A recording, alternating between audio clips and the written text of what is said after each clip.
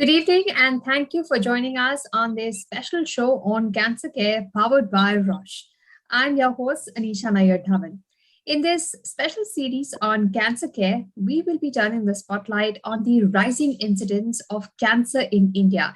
We will understand the various aspects and nuances of different kinds of cancer and speak to experts to know if people can reduce their own risk of cancer.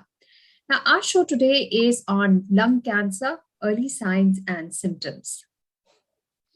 The incidence of lung cancer is increasing each year in India, following its global counterpart. Lung cancer is the fourth most common cancer in India. In males, it is ranked second, while in females, it is sixth in terms of cancer incidence. The saddest part is that it has a high mortality rate and accounts for higher number of deaths in the country than if you compare with colorectal cancer or prostate cancer or breast cancer.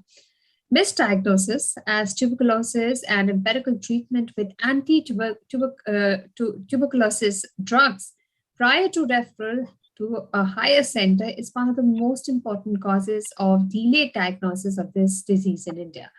What is most alarming is that there is an increase in the cases of lung cancer in a younger population where they are actually non smokers. So, why are more non smokers being diagnosed with lung cancer? Why are the number of deaths from lung cancer higher than the other types of cancer? Quitting smoking is a sure shot way to prevent lung cancer. But for those who don't smoke at all, can they do anything to reduce their risk for lung cancer? To discuss this, please welcome an expert who's joining us. Please welcome Dr. Vineet Gupta, Senior Consultant, Medical Oncology, Artemis Hospital. A warm welcome to you, Dr. Vineet Gupta. Dr. Gupta. Thank you, Anisha. Dr. Vineet, why are so many patients with lung cancer in our country being detected at such a late stage? So I think, like you just mentioned, the main problem with lung cancer is that it is a disease which is difficult to diagnose at early stage. So it is not just an India-specific problem, although it is worse in our country. Even if you look at Western countries like US or European countries, almost 70% of lung cancer are diagnosed at advanced stage. And in India, the number is as high as 80 to 90%, depending on the sample set. So because the early stage where the tumor is small, there are no symptoms, majority of the patients, unfortunately, are directed at a late stage. That's very unfortunate. Now, everybody knows that smoking causes lung cancer, yet we often hear of non-smokers getting lung cancer. Why do non-smokers get lung cancer? So actually, although smoking is the area which is most famous, so mostly thrust of prevention efforts, knowledge efforts, they are directed towards prevention of smoking as they should be. But still, around 10 to 15% of lung cancer occur in non-smokers. So there are a number of reasons for that. There are a lot of new risk factors that are being directed. There are some risk factors which are increasing. For example, air pollution or exposure to industrial chemicals, industrial contaminants. Or there are some risk factors which are not avoidable. For example, radioactive radon gas, which arises from natural isotopes present in the rocks. All of these can increase the risk of lung cancer even in a non-smoker. And in fact, the incidence of lung cancer in non-smoker has been showing an increase. And a lot of people feel it is related to the increasing incidence of pollution and chemical exposure in our daily lives. All right. Because it's being detected so late, you want to somehow make it better. So can screening for lung cancer work? Because there is screening for breast cancer.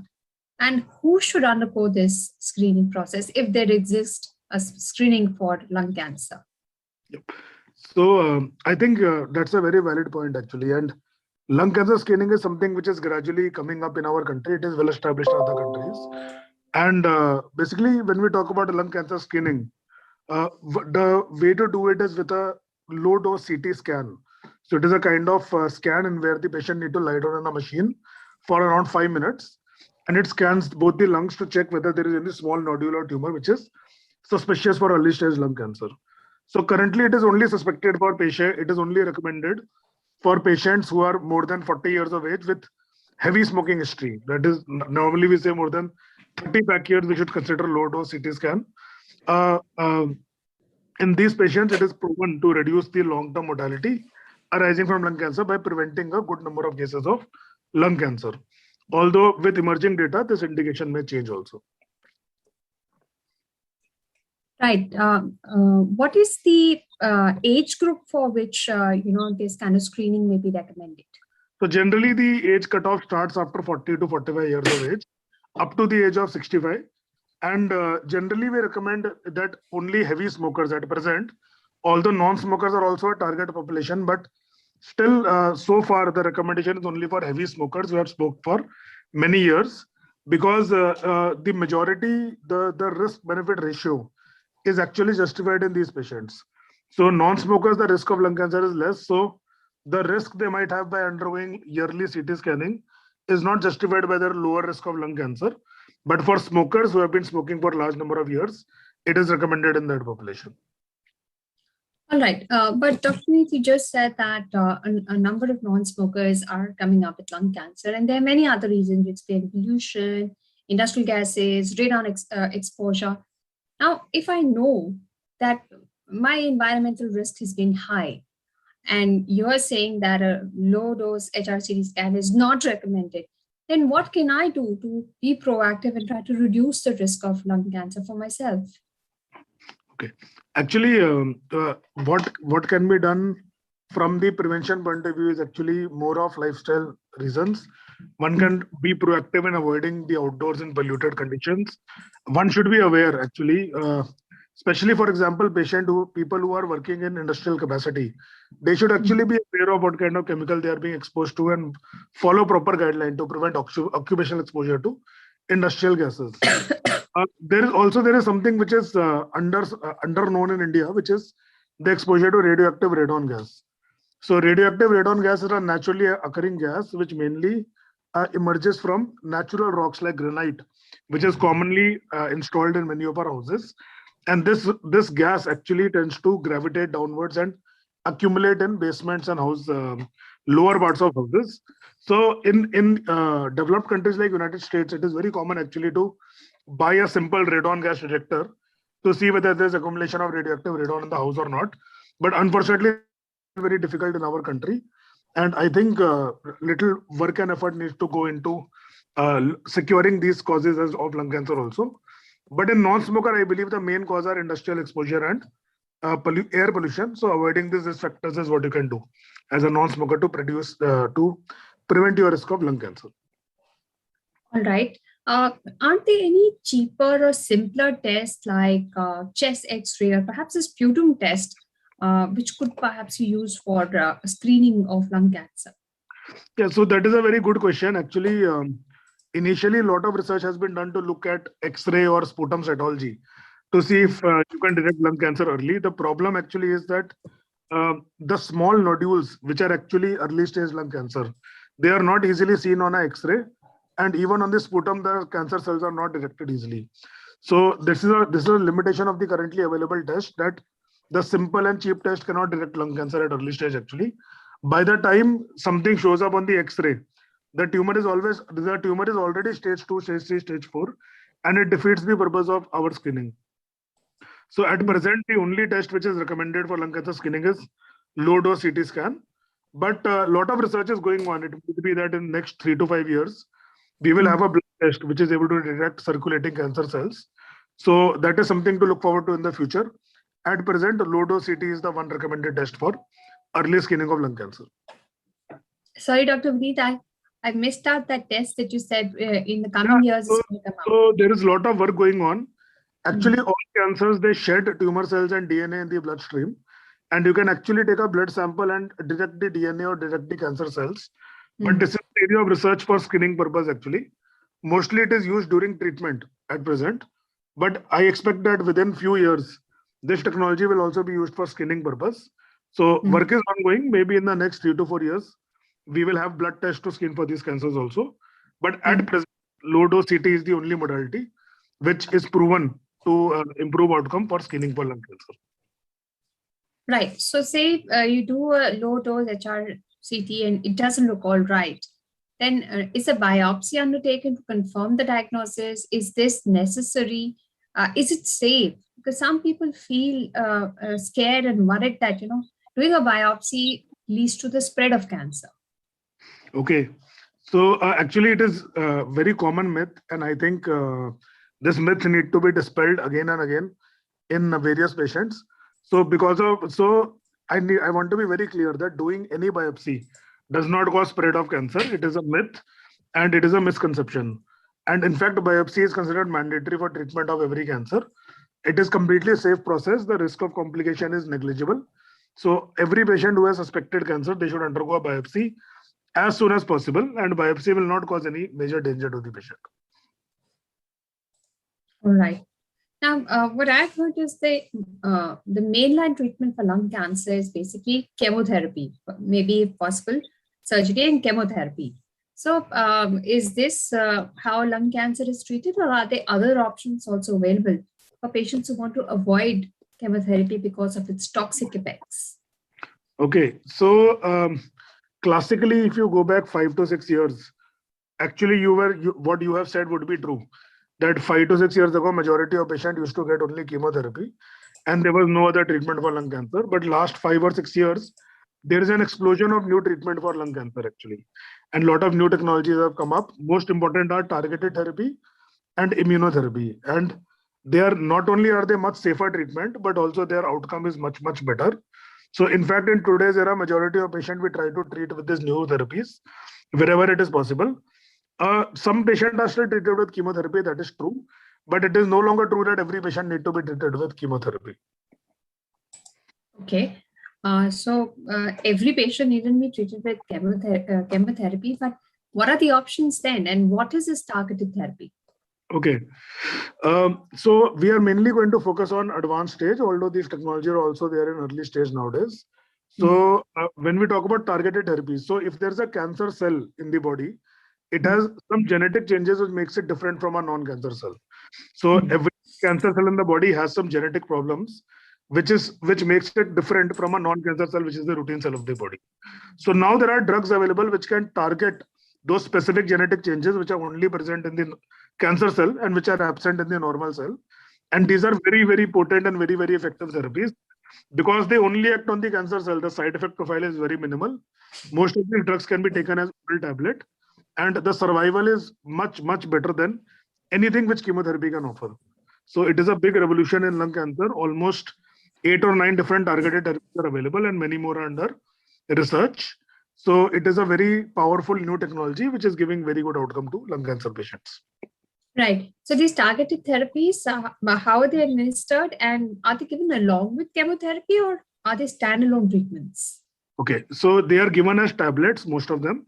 There are 1 or 2 which are injectable, but majority of targeted therapy are oral capsules or oral tablets, and majority of them are standalone treatments, meaning you don't need to combine them with chemotherapy. They work by themselves. But in some particular patients, there is also combination of chemo and targeted therapy is also used. So it depends on what exact genetic mutation is present in one particular patient, which kind of combination or which kind of single targeted therapy is used. But as of today, most of the targeted therapies are used as single agent, not as combination. All right. And these genetic changes in the cancer cells that happen, are they common across different kinds of lung cancer? I mean, because more research will be done if more people have this kind of manifestation with the cancer shows specific genes. Is it related to the type of cancer? How does this happen? What kind of research is being done? So yeah, so actually they are quite common in our population specifically. If you look at the population incidence, they are less common in European or American population. In their population, the incidence of mutation is between 10 and 20%. But in our population, the incidence is much higher. Actually, if you look at it in aggregate, the incidence is almost 30 to 40% of patients have some mutation, which can be targeted by targeted therapies. And importantly, most of these mutations are enriched in non-smokers, females, and younger patients. So patients who don't smoke, who have younger age, and who are female, they tend to have more likelihood of targetable mutations. So although we test all our patients for targetable mutations, these are patients where the chance of being treated with targeted therapy are the maximum. And especially there is a population incidence. So lung cancer which occurs in India is very different from lung cancer which occur in Western countries, and these mutations are much more common in our patients as compared to, say, American or European or white population. So could you give us some kind of statistics, or what you have seen in your practice? Because Okay. I would believe that majority of your patients are smokers. For those who are non-smokers, how many have these genetic changes so that targeted therapy can be given to them? So I would say it is very common actually. So if I get a non-smoker patient, I would say at least 30 to 40% will have some target, and their outcome is very good actually. So we even have many patients who had stage 4 cancer, 6 or 7, 8 years ago, and they are still alive, and they are still Mm, taking tablet a day. So it was unheard of in the chemotherapy era, but with mm, the advent of the new era, the outcome and survival is very, very good. And mm, subsequent generation of targeted therapies are also coming up, so that patient who fails one targeted therapy, they are still able to access another targeted therapy. The important thing mm, is that genetic mutation should be there, which allow the drug to work. mm. And you said this was the case of a stage 4 patient. Yes, so mostly at present targeted therapy are used in stage 4 only, Mm, and patient who are targetable, actually they have very, very good outcome. So survival is much many years more than patient who would just get mm. chemotherapy. All right. Could you also talk to us about immunotherapy? What is it? What are the risks and benefits in treatment of lung cancer? Okay. So immunotherapy is the second big revolution actually in lung cancer. So we talked about targeted therapy and immunotherapy. So what immunotherapy is, it is a class of drugs which actually allow the body to kill the tumor cell itself. So normally what happens is that people like you and me, we have got all the time, there are cells which are getting damaged in the body, but the immune system catches these damaged cells, and before they can convert into cancer, the immune system kills these damaged cells. Mm, So what happens when a patient develops cancer actually is that the cells learn to evade the immune system, so that the immune system is not able to kill these cells. So immunotherapy are new drugs which actually allow the immune system to go and attach to the cancer cell, where normally the cancer cell is evading the immune system, and the result is a very strong and very durable response actually. So like I said, patients are sensitive and insensitive to targeted therapy. Same way there are patients who are sensitive and insensitive to immunotherapy. So immunotherapy is used in various ways. It can be used by itself, or it can be used in combination with chemotherapy. And increasingly, there are some combination with targeted therapy also which are coming up.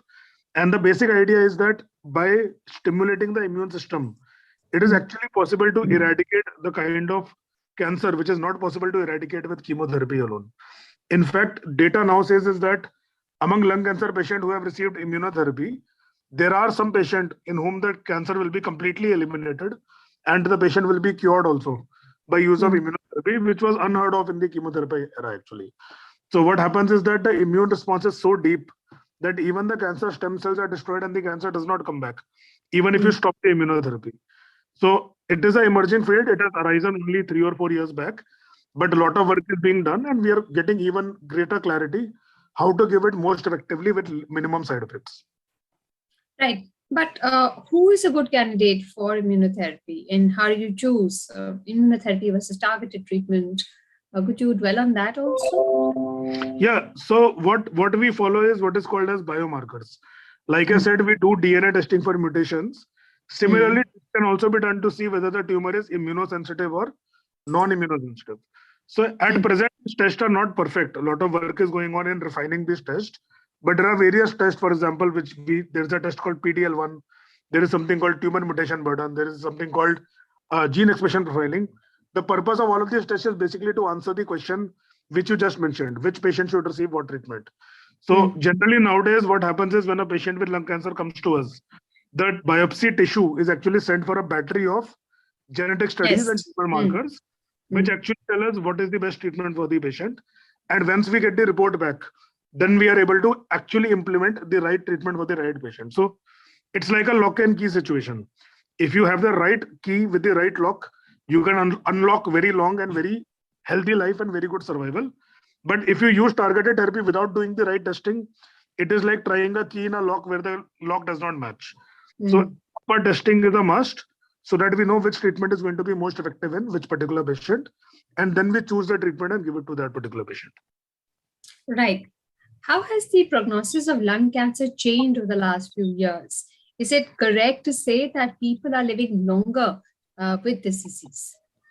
Yeah, so like I mentioned, actually, these new technologies have made a major difference actually. So classically, if we used to treat with chemotherapy, and the average survival was only 8 months, 10 months, 12 months, and very rare patient used to survive till 1.5 or 2 years. So what has happened with this new technology is that greater survival has been unlocked. Nowadays, it is very common to see patient living for many years, especially patient who are targeted therapy or immunotherapy sensitive. It is very common to see 2 years, 3 years, 4 years, 5 years survival. So it depends on the genetic subtype of the tumor. If the patient has the right sensitive genetic subtype, I believe that majority of patient can definitely survive for many years, even with stage 4 cancer, and a subset of patient can definitely be cured. So again, lot of work is going on, research is going on, the survival is continuously improving. But I will tell you, almost every 6 months, we are seeing some new drugs or new technology coming up, and I am very optimistic about the next 2 or 3 years actually. Hmm. But all this that you've spoken to us about is about treatment. And you've also said that most of your patients are coming at very late stages. How to catch them early so that it becomes easier on everyone, the medical system, the patient, Definitely. any work being done there? Um, so actually, what I will say is that unfortunately, India does not have a well-defined screening program for lung cancer. In fact, we don't even have a good screening program for breast cancer, which is a disease which is very easy to catch with mammography. But even for that, we don't have a well-defined screening program. So putting in place a national screening program for lung cancer is going to be difficult. Probably it will take some time. But one thing which can be actually done, see, lung cancer is the number one killer of due to cancer, both in male and female. In male also it is number one, in female also it is number one in India. So it is a major cause of cancer-related death in India. So I think investment into lung cancer screening will definitely be worth it for the government. And if actually government launches the program and implements it properly, I think thousands or lakhs of lives can be saved every year. So I think it requires more of governmental will, because see, at an individual doctor level or individual hospital level, you might be able to screen a few patients, maybe 1,000, 2,000, 5,000. But what is actually required is mass screening of lakhs of people, so that you can actually catch these cancers early and treat them in time. In many countries like US and UK, the lung cancer screening is already part of guidelines for patients who have got that smoking history and that age. So we also need to do that actually too. In addition to preventing smoking, working on air pollution, public awareness, even we need to work on screening also actually, because I don't think it is going to be easy to catch patient in stage 1, stage 2 without a screening program, because these small nodules which are early stage, they don't produce any symptoms. So, and patient cannot examine for it. Like for breast cancer, a lady can check her breast for lumps, but how can somebody check their lung for lumps? There is no way to check it. Only a well-established CT-based screening program can catch that at early stage. And my feeling is it requires a national program actually to make a difference. It might take some time, but if government will is there, definitely it is possible. Right. You said you were optimistic, but how optimistic are you about the future of lung cancer treatments? Are there new technologies coming up? Could you name some that are coming up in the future? So a lot of work is going on actually. So whatever fruits are falling in our hand now, they are because of the seed which was planted 20 years ago. So 20 years ago, the work started on looking at lung cancer genetics, looking at the way the immune system interacts with the lung cancer, and the drug development takes the remaining time. So whatever fruits of labor is there, the work has been going on for a long time. So I am seeing a lot of basic research being done right now in other directions, and likely I'm feeling the treatment will come after next 3 to 5 years. Most important, probably, I would say, is cellular immunotherapy. So right now, the immunotherapy which we have is mainly drugs which are given to patients to stimulate the immune system and make it connect with the tumor. But there is a lot of work going on in reprogramming immune cells. That is taking the immune cell out of the body, programming them to kill the cancer cell, injecting them back in the body. So work is going on. Currently, it is not developed, and currently the field is full of failure only. But I think with the basic science work which is going on, I think this field will develop very rapidly over next few years. Another thing is the resistance pathway overcome. So a lot of the drugs, sometimes they work for some time and then they stop working. So earlier, it was not clear why they stopped working, but the result of a lot of research is actually delineating the mechanism by which the drug stopped working. For example, some other pathway might get activated, or the immune control over the tumor gets broken. So there are new drugs coming up which can re-establish immune control or block alternative pathways, and a lot of work is going on in that direction also. So these are the things which I feel are most promising over the next years, and I am very optimistic. If you ask me, I think over next 5 years we will double the survival of stage 4 lung cancer. I am definitely sure about this. What about clinical trials? Are there benefits or what are the risks if patients join clinical trials for lung cancer treatment? Are many underway around the world? Yeah, so one nice thing which I have noticed over last 2-3 years is that even in India we are getting the type of clinical trials which earlier patient had to travel to US, Europe to access. You see many times the rich celebrities, they go to America or they go to Europe for their treatment. And one reason is they want to join the clinical trials over there. That is why they go there. So clinical trials allows you access to drugs of the future today.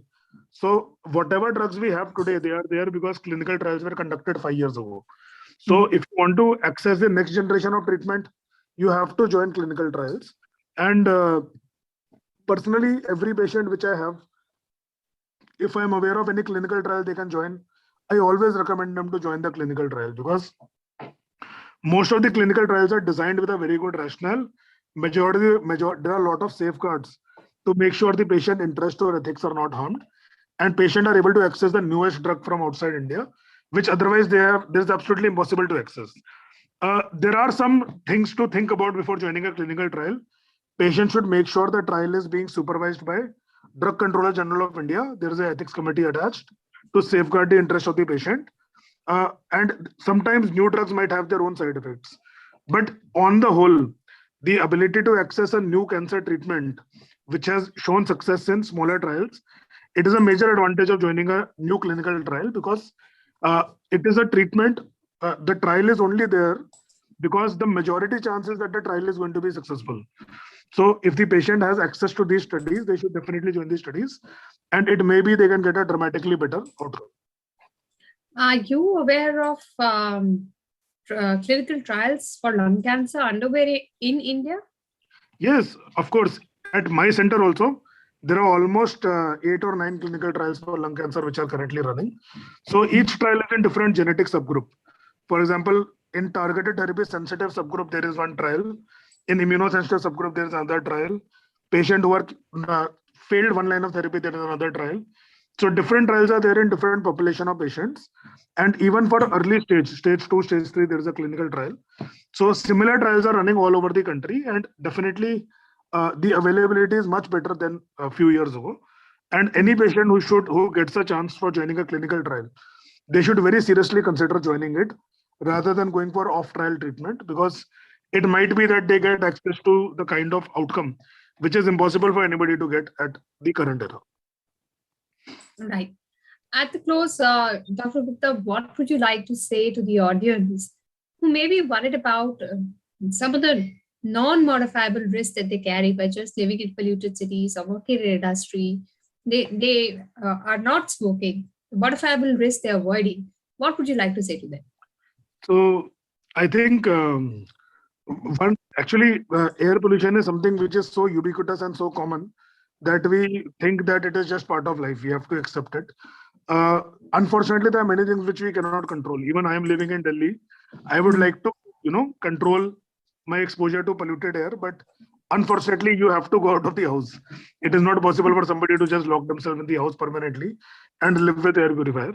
So what I would say is probably we do what we can. We should wear masks when the air is heavily polluted, like it is polluted right now. Probably it is not a good time to go outside. Uh, in the summer months when the pollution is less, maybe that is more of a time where we should explore. And especially I would say people who are working in industrial setting, they should be very careful about what kind of environmental exposure they are having, and they should talk to their company and to their biosafety department to make sure that they are not getting the wrong kind of exposure. Other than that, some risk factors are completely non-modifiable, and I think it doesn't make any point worrying about those. We just need to understand that still the risk to a non-smoker is very, very low. A smoker has 20 times the risk of a non-smoker. That is 2000% higher risk than a non-smoker.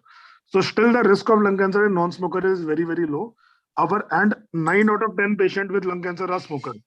So our focus is still on smokers. Our focus is not on the non-smokers. However, so the thrust still need to be on saving the majority of the population. But this is what non-smokers can do. They can try to limit their exposure to the risk factors as far as possible. All right. Thank you so much, Dr. Gupta, for joining us today and sharing with us your thoughts and views on lung cancer. We hope that treatments only improve if catching it early is not going to be something that will be very drastically different, where in the future you find lung cancer at much early stages. Let's hope the treatment only improves so that the patients have a better way forward. Thank you for joining us. Thank you. Thank you. Do follow us on Facebook to get the latest updates on our upcoming shows. We'll take your leave. Stay tuned. We'll be back with lots more. Goodbye.